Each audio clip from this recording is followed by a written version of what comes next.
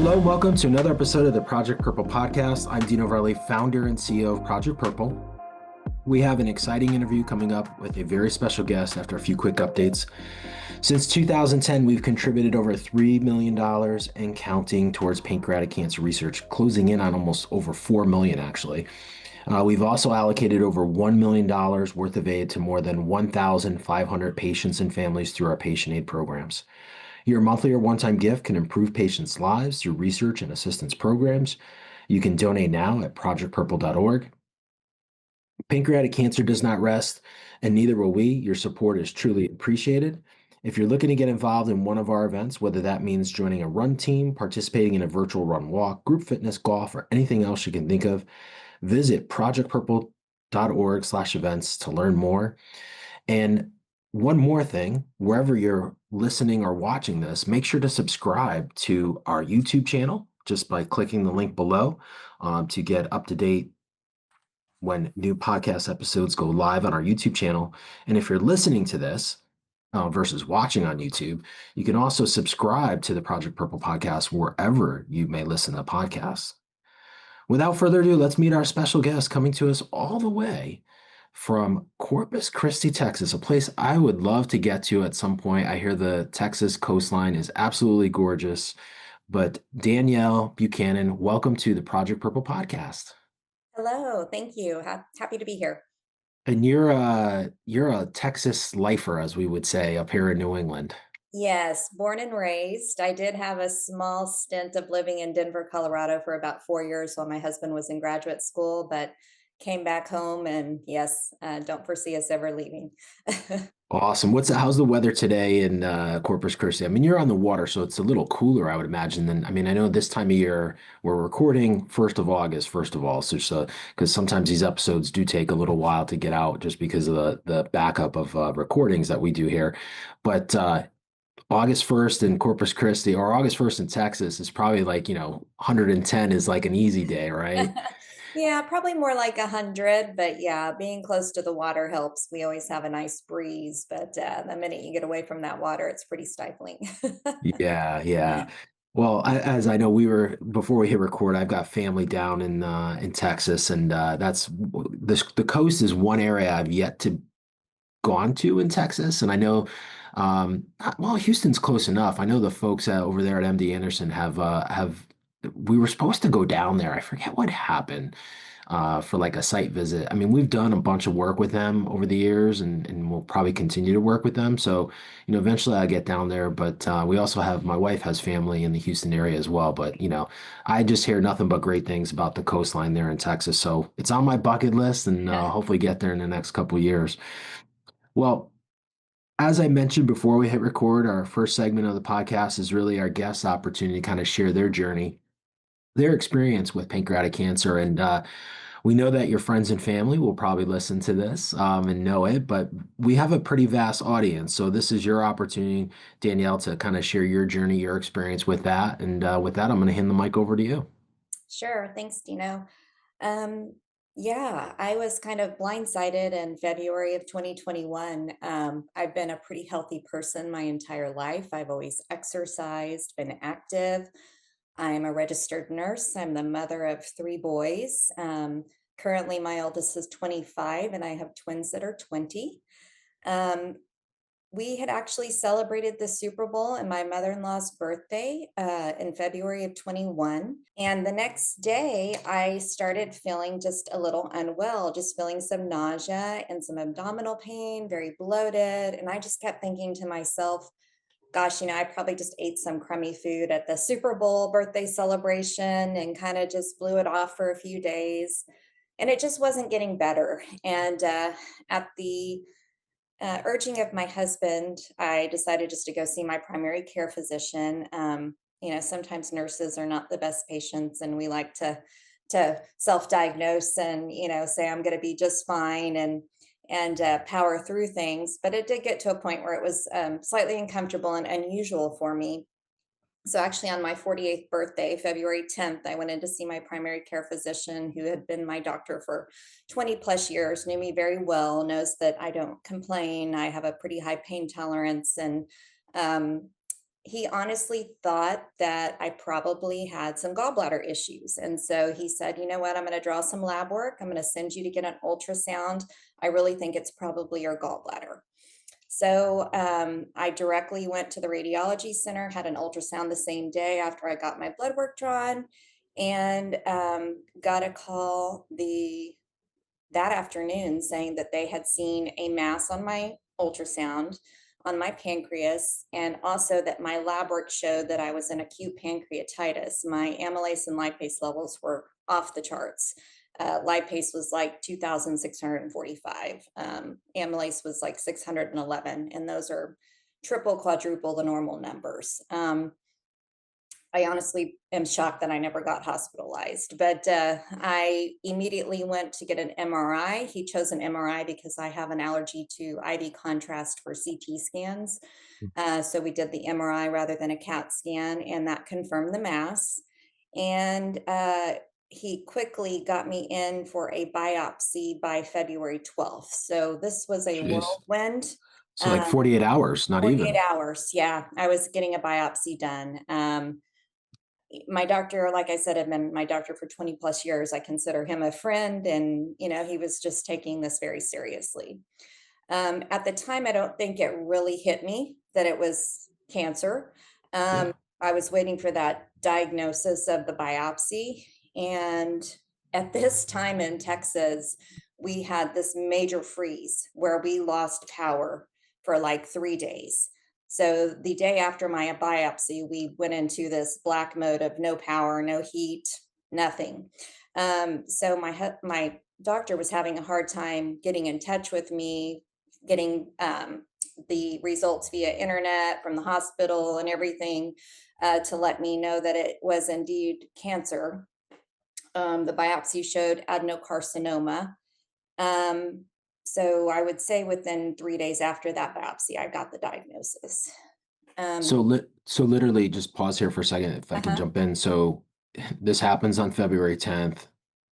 You get the MRI 48 hours later and the biopsy, and then there's a little bit of a delay because it's so like literally within like a week though, Yes, like I you're had the kind of like diagnosis. diagnosis fully and everything. Yes.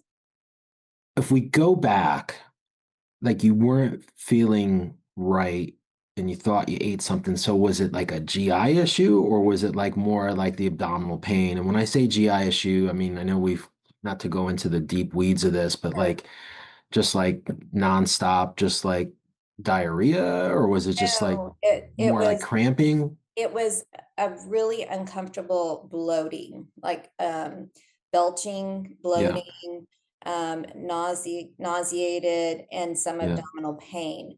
The pain wasn't off the charts, I yeah. would say maybe 2 out of 10. I have been told I have a high pain tolerance level. I don't know what to compare anything else to, it's all I know, but for me, it was like a 2 out of a 10. But what was uncomfortable was this bloating and belching and the nausea. That was just not normal for me, and that was the pancreatitis. So so really that was it, and that literally happened overnight. So wild. So one other question that I want to ask you, you're a nurse. What's your specialty? I originally started in critical care nursing. I worked in Yeah. ICU for many, many years. Doing open heart recovery was my specialty. I've done legal consulting. I've worked in home health. I've done quite a few things. I did take a break and raise my children for their younger years. Yeah. And then later in the story, I can tell more, but I am now back full-time nursing in an outpatient infusion center. I have become chemotherapy certified, and I Oh, work in wow. oncology. So Okay, okay. But that was post what that was occurred here. post my, Okay, okay. yes, Yeah, yeah, we'll get there. We'll get there. All right. yeah. Because I mean, we've had doctors and nurses on, and I think it's like sometimes you know too much, right?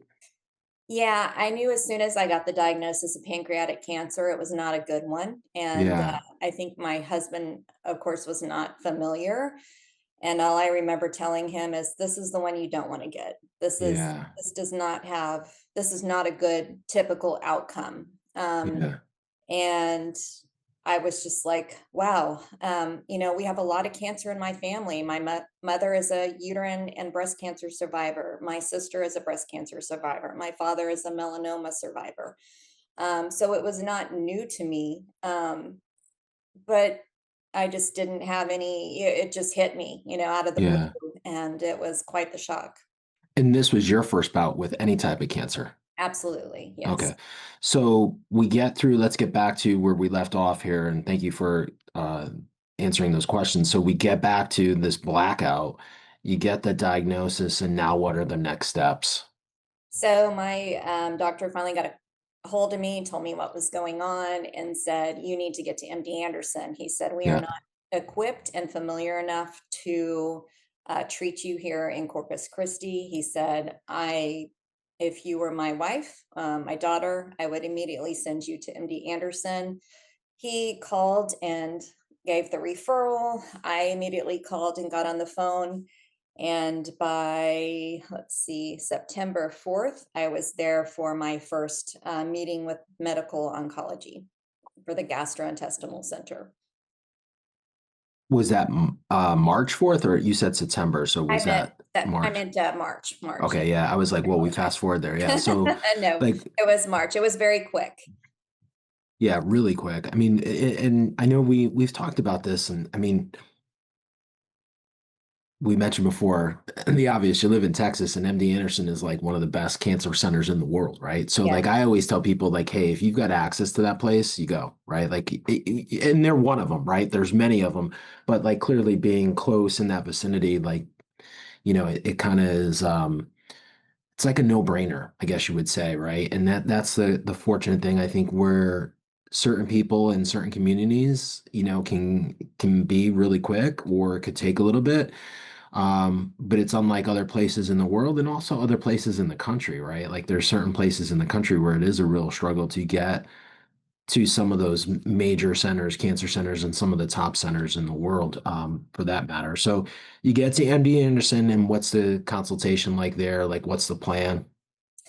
Well, we had the MRI results and the biopsy results sent there, and they wanted the actual biopsy slides. So all of Yeah. that was sent to MD Anderson. So they did not have to do a repeat biopsy. They were happy with what they saw. Um, when I saw and met the medical oncologist and his PA, they gave me a stage of 2A pancreatic cancer.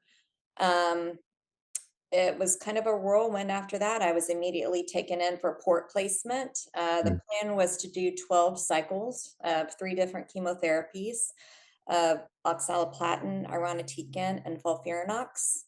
I was only able to complete 9 cycles because I became a little neurotoxic, just with some neuropathy symptoms. I did have develop an allergy to one of the chemotherapies. On my first day, I began having slurred speech and some problems with it, and so they had to increase the administration time for those chemotherapies. So I would be in clinic there for about 8 hours and for the two, and then they would hook me up to the FOLFIRINOX, and I would take that pump home for 48 Um, hours. My husband learned how to disconnect me from the port, and then we would repeat that until I finished the 9 cycles. They were happy with that. Originally, my mass was about 4 centimeters, and by the end of my 9 cycles, it was down to what they thought about 3. I did do 14 days of radiation post those 9 cycles of chemotherapy alongside with oral capecitabine oral chemotherapy. And by October 5th, I was a candidate for the Whipple surgery. The tumor was confined in the head of the pancreas. So that was all good news for me to be able to have the Whipple. And I had the Whipple on October 5th. so you get through the Whipple, and I know like MD Anderson, that's like a big thing. And then, the radiation post chemo. Um, Something that I want to throw in here. Um, I would imagine at some point, given the family history, and also being at MD Anderson, genetic testing was probably done. And also maybe from the combination of drugs that were mentioned, I know some of them tend to like lean on the genetic side potentially. So what did the genetic testing come back? It really didn't show any. genetic markers. Wow. Shockingly, because Yeah, I would have said yeah, like there was I probably something under that oven. I thought that I was gonna have BRCA positive, just with Yeah, my sister's and mother's history with breast cancer and that having correlation with pancreatic. yeah, The only thing that they saw was one marker that had some, correlation with colorectal cancer, yeah. but it was nothing that they could really definitively say, that anybody else in my family had. So, it's still kind of up in the air, but for what their purposes were, they did not see that I had any genetic markers. So they were a little perplexed. He was also perplexed by the way the tumor looked. He said it was very gel-like in nature. Um, and he thought in my case that would be a positive thing. I don't really understand still to, what he was alluding to with that, but I'm not sure, but yes, I was surprised there were no genetic markers. Yeah, I mean, so the genetic piece is interesting. I mean, we've talked a lot about genetics, and I think genetics is, I think, the one space that's really fascinating for all cancers, not just pancreatic cancer, but in particular pancreatic cancer, right? Like we know that up to 10% of the cases in the United States come from some sort of genetic mutation, right? And especially when you see family history and like you named all the common Mhm, co-conspirators and breast cancer, and I think you had a melanoma in there as well, mhm, possibly. right. So, those two are usually like partners in crime with pancreatic when we see those in family lines. I still think, I mean, I personally, I think when all is said and done, if we fast forward, 20 years from now, because I think that the space is moving fast, particularly with genetics, that there's going to be so much more that we find out, that we Right. just aren't aware of today. And hopefully that happens sooner than later for a lot of families. But to go to what you just said about the doctor, that's kind of fascinating. We've heard from surgeons on the podcast, sometimes when they do these Whipples, like, the ideal scenario is like the tumors that just like peel off. So we've heard that. I wonder if that's kind of the same thing where it's like gel, where it's not like got like all these tentacles and everything, and it just can come right off of the pancreas in some ways. So that's kind of fascinating that he said that. That's a good thing. So you get through the Whipple. How was your recovery post Whipple? I know I mean, we've talked a lot about this on the pod that, this is probably, I think personally, it's probably like a top five, from a complexity of a surgery that is done in the world, because of sometimes, I mean, it's 8 to 12 hours. Mhm. Complexity of people's body masses can cause issues, and then you've got vascular issues you've got to deal with. The pancreas, the best analogy that I've ever heard from a surgeon is like it's like cutting a sponge and then trying to sew back a sponge. That's how they kind of describe it. So just think about you're cutting the sponge and then you're trying to suture that back. So it's just really a complex surgery. So how did you do with your recovery? I think I did really well. I mean, of course, all I remember from nursing school is hearing and learning about the Whipple surgery being this massive ordeal, and so Yeah. of course I was, knew I was going in for a big surgery, and yes, they gave me the estimate, or my husband, anywhere from 8 to 12 hour surgery. Mine ended up being about 7 hours, so that was positive. My doctor said because I had been healthy and active, I didn't have a lot of body fat. It was very easy to get in and see the organs, and that made it easier for him to do the surgery. Um, I stayed, I think, the first night in ICU. That's a bit of a blur, and was moved post-op day one to the regular floor. I was in for 7 days and discharged on day seven. Had a drain, had an NG tube, but was eating by the end of those 7 days. Drains had been DC'd, and I'm not gonna lie, it's, you're cut a good 6 inches vertically down, from your sternum down to your belly button. And Yeah. it was uh it was difficult. And they are not huge believers in a lot of pain pills, so which I'm fine with, but I basically was on Tylenol for Yeah. those days, and it was rough. I had a lot of back pain, and they just said that's because I was laying on the table for so long and kind of filleted open for that time, and um, it was difficult, but it was, I was up by post-op day 1 showering by myself. I will backtrack a little and just say this is all in the heart of COVID. I walked into MD Anderson alone. I never had anyone with me. By the time I will say, by the time I had the surgery, they allowed my husband to come in for a couple of hours every afternoon. Yeah. But that was it. So I went through every chemotherapy before the Whipple alone, every doctor's appointment alone.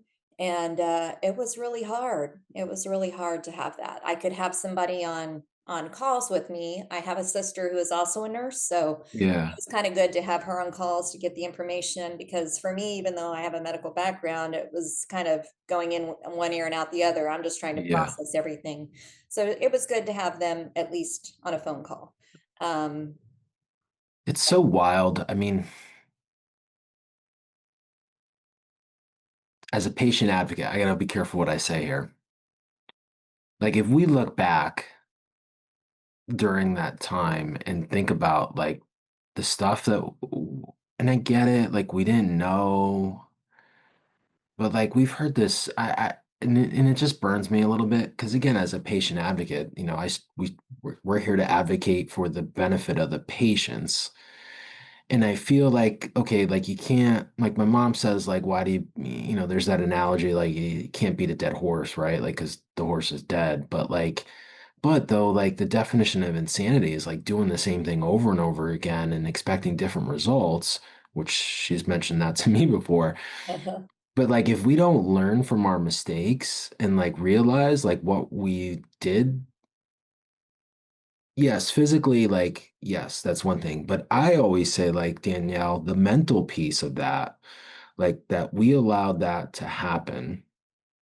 Again, we didn't know, but looking back, hindsight being 2020, like, again, we can't make those same mistakes again and expect different results. But like, it's just like like, I cringe every time I hear someone tell the story about them going in by themselves and I had someone the other day and a they were going through the same thing and during the same time and it was no different no matter where you were, whether you were in Florida, Texas, or Pennsylvania. Like you still went through this by yourself and you got left at the door and sayonara, see you later, come back out in 8 hours, right?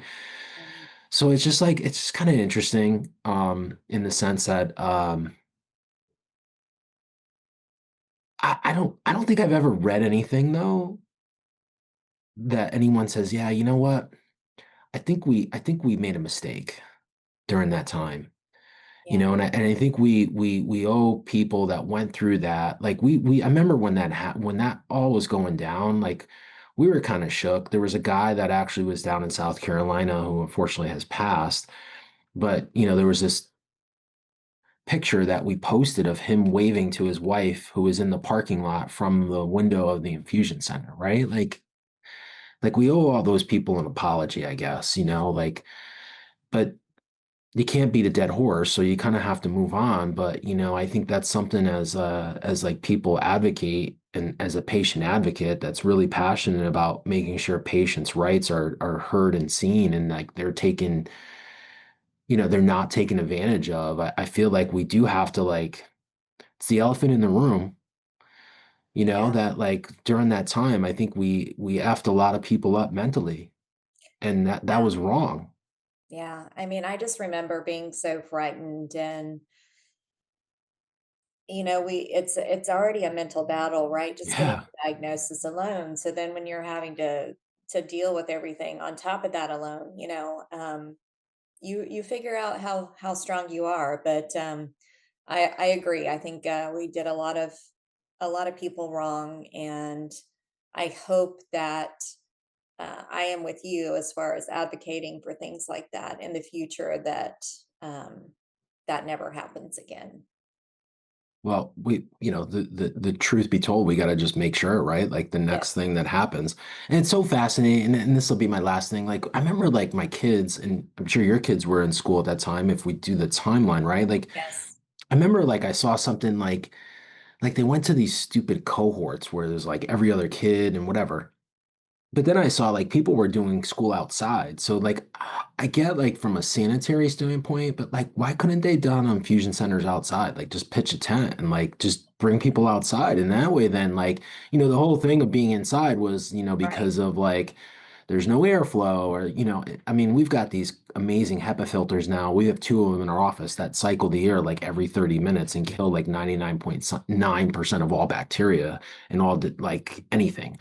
So like, yeah, I don't know, man. Like I go back, but like we've got to move forward. Fair. But Fair. never forget, and make sure. So you get through the recovery of the Whipple, through that process, you get home, you get healed up.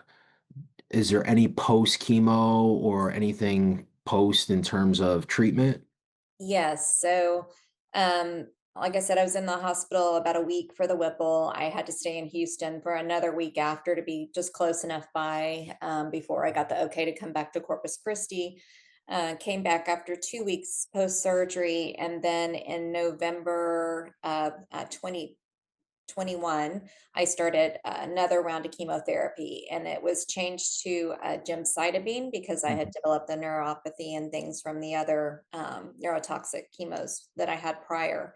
So I did 6 rounds of gemcitabine plus the oral capecitabine. And so I completely finished treatment in on January 3rd of 2022 and have been no evidence of disease since then. So my Wow. 4-year Whipple anniversary will be this coming October. Wow. I want to backtrack as well and just say, I did a lot of research. I had sisters that did a lot of research, looking at also alternative therapies, treatments, things that other people had done.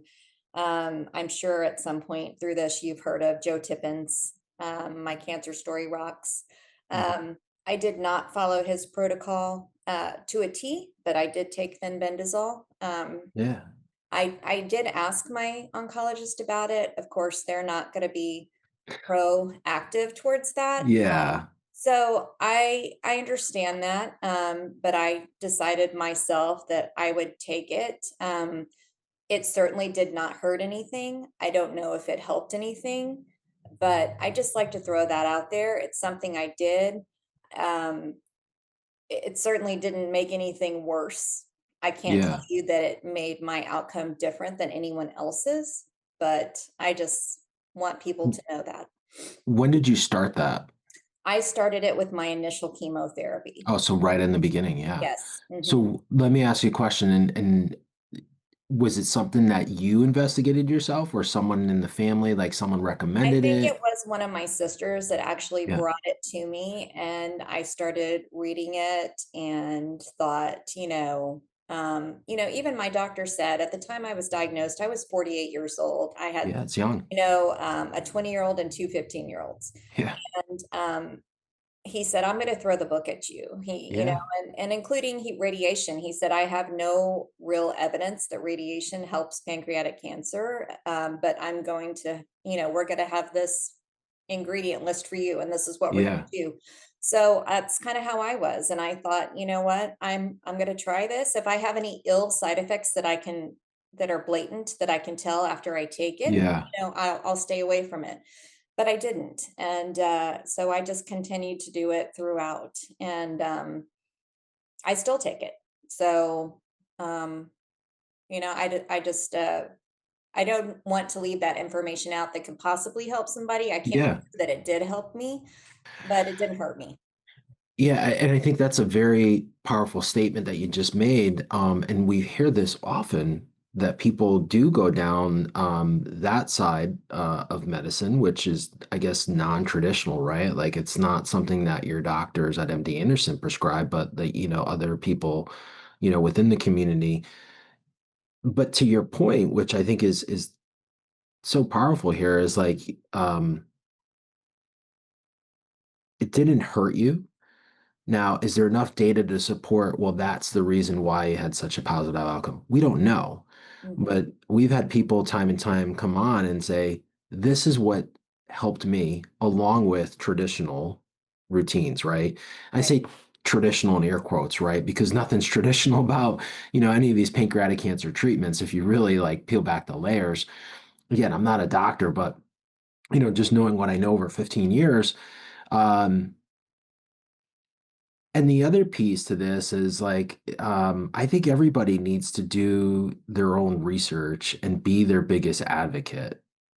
Yes, doctors are amazing. They go to school for a long, long time. I'm not poo-pooing on anyone in the medical field, but they don't know you, right? They don't spend enough time with you.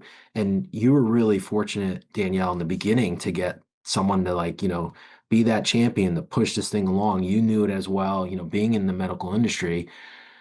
But again, no one's going to know you the way you know yourself, right? And I think Right. that's something that's really hard sometimes for people, if they don't self-advocate for themselves, especially when it's a life or death situation, when you're fighting for your life here, like you really got to advocate for yourself and push. And I think that's just it's not a knock on physicians.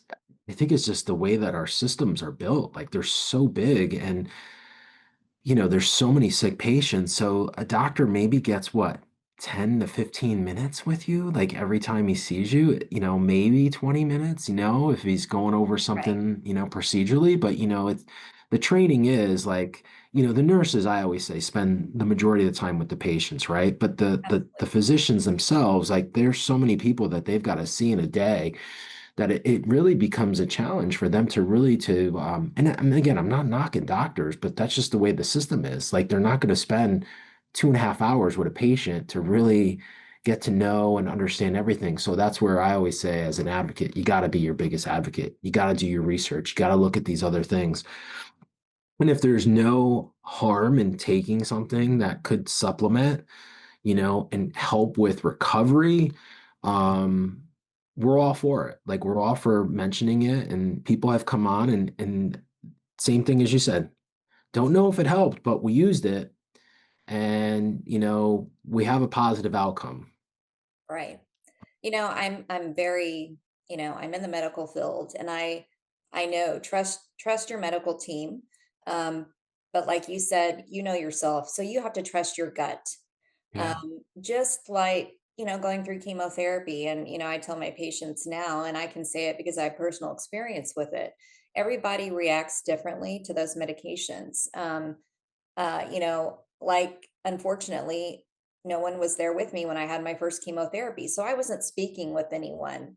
I didn't realize I was having speech problems until the nurse came in 2 hours in and said, "Hey, how are you doing?" And I couldn't speak. So, had my husband been in there, we probably would have figured it out a lot sooner. So, yeah. I tell my patients now, like, if you feel different any moment in this treatment, let me know because we can do something about that.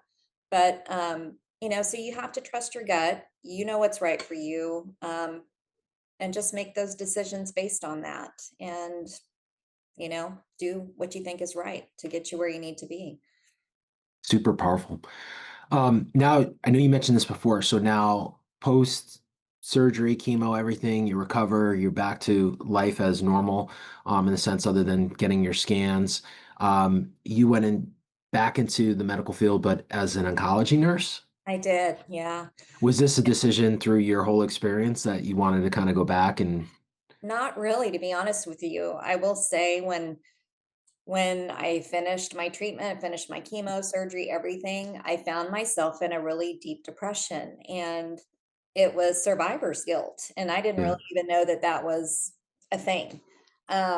But you meet so many people and peers along the way that are going through the same thing that you are, and not everybody is as lucky, right? So I had this guilt of, gosh, why did I survive? Why am I doing okay?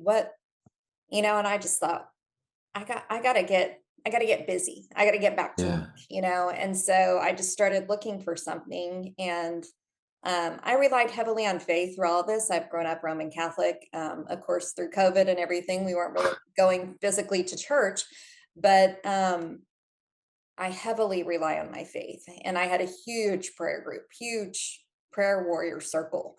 Um, and I just feel like I was led to go back to nursing. And I was led to this wonderful job that's 8 to 5, Monday through Friday, that's very uncommon in nursing.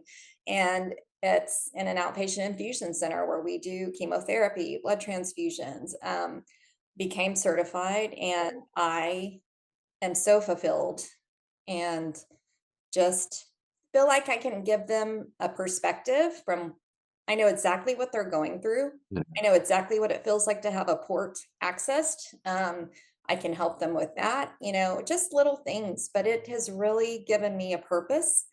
And I feel like God has led me there. And anyway, I'm just very happy. So, It's pretty awesome. I've got a couple questions here for you. And first of all, thank you for allowing us to share your story. Um, One question that just popped up: in your time as an infusion nurse, have you had to assist any people that are going through the pancreatic cancer journey? yes, yes, multiple. How's that been? It's been, I think when they see me and then I say I'm a pancreatic cancer survivor, their jaws drop to the floor Yeah, and they look at me with these starry eyes like, are you serious? You survived it. yeah, And I said, yeah, so can you. And I told my husband at the beginning of all this, when you get this diagnosis, you feel like you've been stripped of every control in your life, everything. And the only thing I felt like I could control was how I reacted to every situation. And I was going to be positive and get through it. And that's how I beat it, with my faith and my attitude. And so that's what I kind of share with my patients, that they have to have that mindset that they're going to be able to get through it. And as a survivor and as a nurse, I am well aware of what your body is capable of doing. And let me tell you, you are way stronger than you ever think or knew you could be. And so I just try to share that with them, because even in the darkest days, this too shall pass and you can move on and have a better day tomorrow.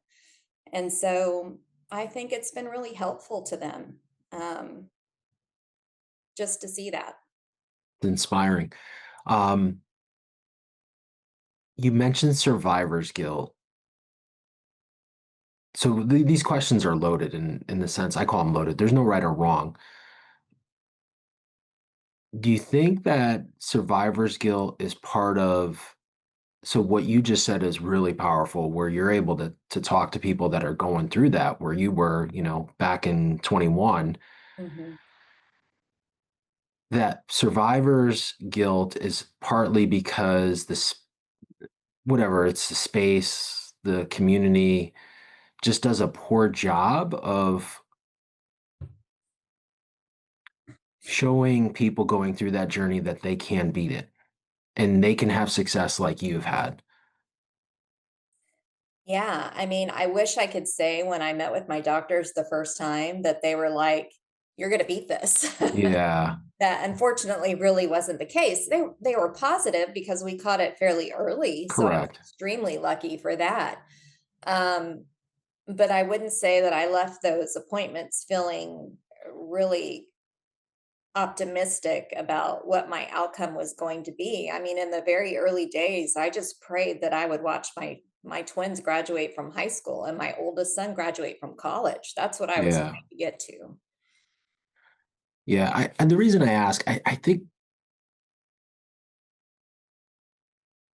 there's a term I use, like we put our blinders on, and I'm really fascinated about this.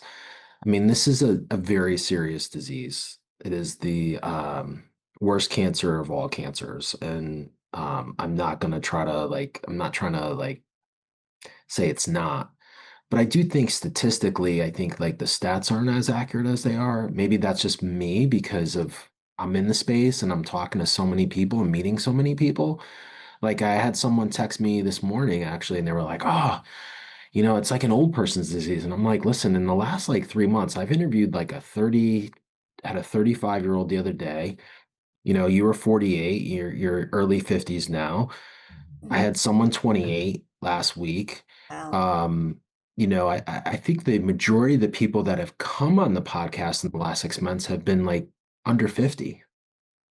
So it's not like 60 to 70, but the good news is like we're meeting young people, but they actually seem to be doing pretty well, which I don't know if that's like an age thing, like if you're younger, you're in better health and you haven't started to you have muscle mass, like all the stuff that happens as you age, right? And so like you're just stronger and I think also mentally too, maybe possibly.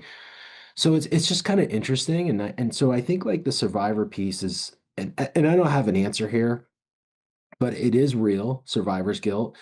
But I do feel like going back to the systems, and I know you're in the system, Danielle, so don't take offense to this, but I think the system doesn't do anyone any justice, right? Like I think and like we've often we've heard this on the podcast sometimes, like, the doctors come in and they're just like doom and gloom. And I've told patients like, go away, like go find a doctor that believes that you can beat this, or, Right. you can be that surgical candidate. You don't want a doctor that's like, well, you got 3 to 6 to live and, nope, surgery is not an option. Find the doctor that believes that you can, because like no one can tell you, like, it's not like anyone's walking in like with a number on their back, like an expiration date on their back. Like that's not how this works. But I feel like the system does that to people. Like it gives them that expiration date, like when they're diagnosed. But like again, there's no doctor in the world that knows everybody's outcome. Like no one can tell No. you whether And you're going to that's be on the left or the right side of this thing. And that's like the frustrating piece. So, but I think that's where a little bit of the survivor's guilt comes from because of the way the system is set up that way. right. Right. Yeah. And what I've told myself and I tell my patients, um, the doctor is not the one that decides whether you make it through this or not. There is a higher power, whatever you believe in. Yeah. Um, and to me, as far as I'm concerned, the decision has already been made. You've been dealt with the cards, and so you have to deal with them. And you can deal with them, lay in bed and do nothing, or you can deal with them and you can fight for your life. And that's what I chose. So, it was not easy. I'm not going to say every day was a butterflies and rainbows, but Yeah, yeah. at the end of the day, I was still watching my children, I traveling to basketball games and tennis tournaments. And did I feel great? No, but I didn't miss one. Yeah. And so that in itself was enough encouragement for me to keep going. It's powerful.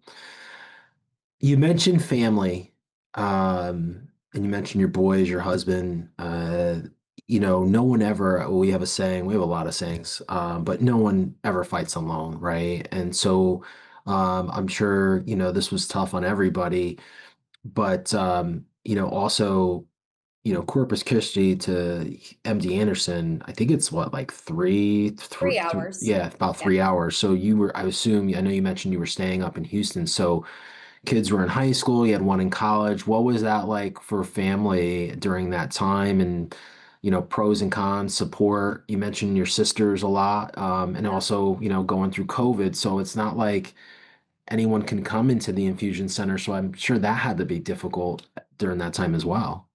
You know, all of that was difficult, but I was very fortunate to have a huge support system. So I knew that my boys were well taken care of. Um, and my husband drove me back and forth. We could, do the drive in our sleep. Yeah. My sisters took me. Someone, mother-in-law would stay with my boys.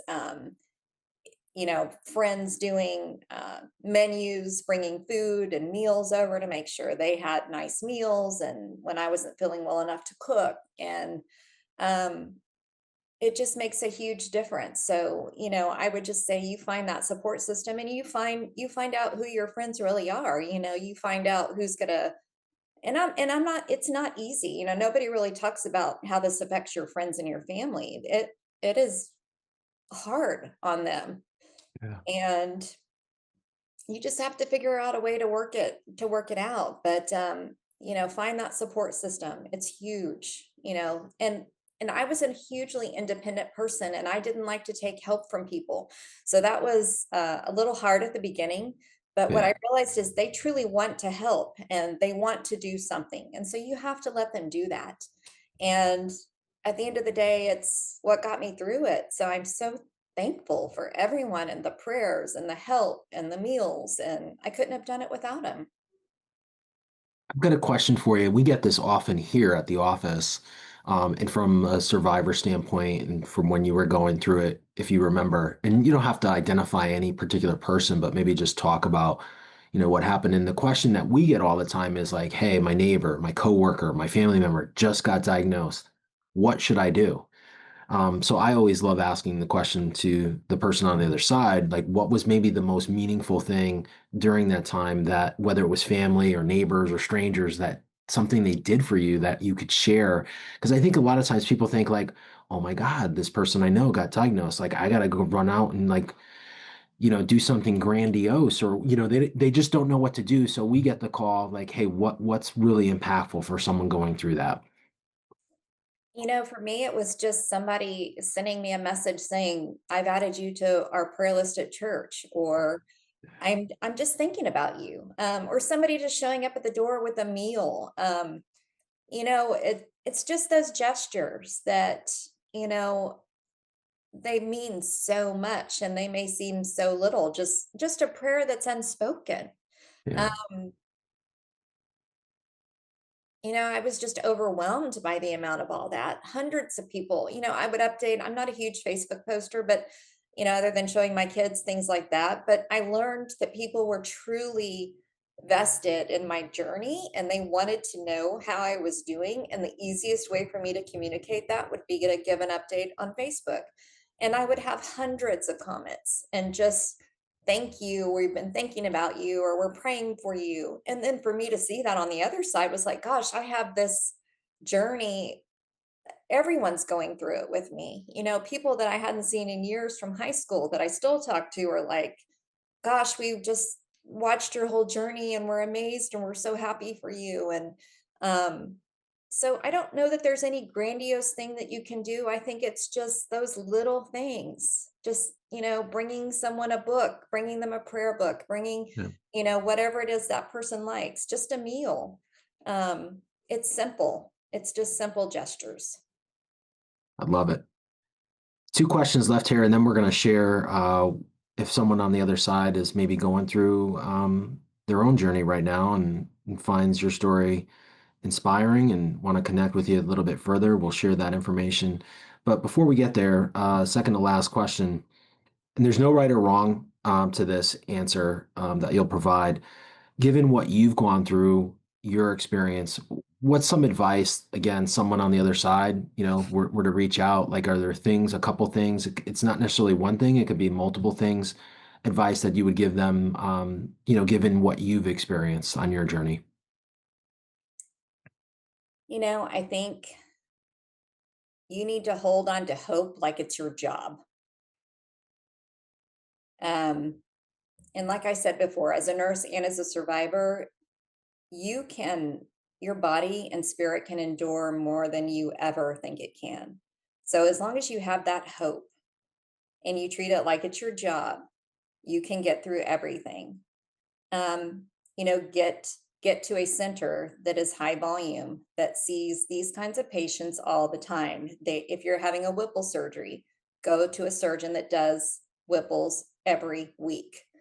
They know what they're doing. And like I said, trust your medical team, but you got to trust your gut. If there's something that's not feeling right or you feel like you need to investigate another path, do it. There's acupuncture, there's all kinds of things that you can do to get you through not feeling well, just self care. Um, and just you're stronger than you think you are. I think those are the best things that I can relay. Powerful. Last question here, and this is always the loaded of the loaded questions. Given your experience, there's no right or wrong. What's your definition of the term pancreatic cancer? How do you define it? I think the thing that pops into my mind is beast. Um, it's a beast, but it's a beatable beast. Um, It's not going to be an easy journey, but you can do it. You can beat the beast. And I'm living proof. I'm almost to that 5-year mark, and that's exciting, in the world of pancreatic cancer. Um, I'm living life to the fullest, and I think my outlook on life is different. We just got back from a 2-week trip in South Africa, and did I ever think I was going to go there? No. Do I have Yeah, to twist my husband's arm a little bit to go do some of these things now? Yes. But I had all my boys there. We were there for 2 weeks. We saw the most beautiful wildlife and animals, and you just see things different. You can't take all this stuff with you. So I want to live true. experiences rather than, I want those memories. And just beat the beast. You can do it. I love it. I love it. Danielle, thank you for giving us the opportunity to share your experience, your journey. As I mentioned, if there's someone watching or listening that wants to connect with you, maybe they're in the Texas area and talk about your experience and what you did at MD Anderson or anything else that they heard today, where's the best place for someone to connect with you? Or, maybe there's our listeners or watchers that just want to follow along. Sure, no problem. Probably my Instagram. It's my South Texas home. I love it. I love it. And on Facebook, it's Danielle Hazy, which is my maiden name, which is Haese Buchanan. Danielle, thank you so much for allowing us here at Project Purple to share your journey. Thank you. It was very nice to meet you, and I'm happy to be here. Thank you for listening to another episode of the Project Purple podcast or watching on our YouTube channel. Make sure to subscribe wherever you listen to podcasts and make sure to subscribe there on our YouTube channel to be updated the next time a new podcast episode goes live or one of our great videos. Thanks for watching and listening. Until next time, please be safe.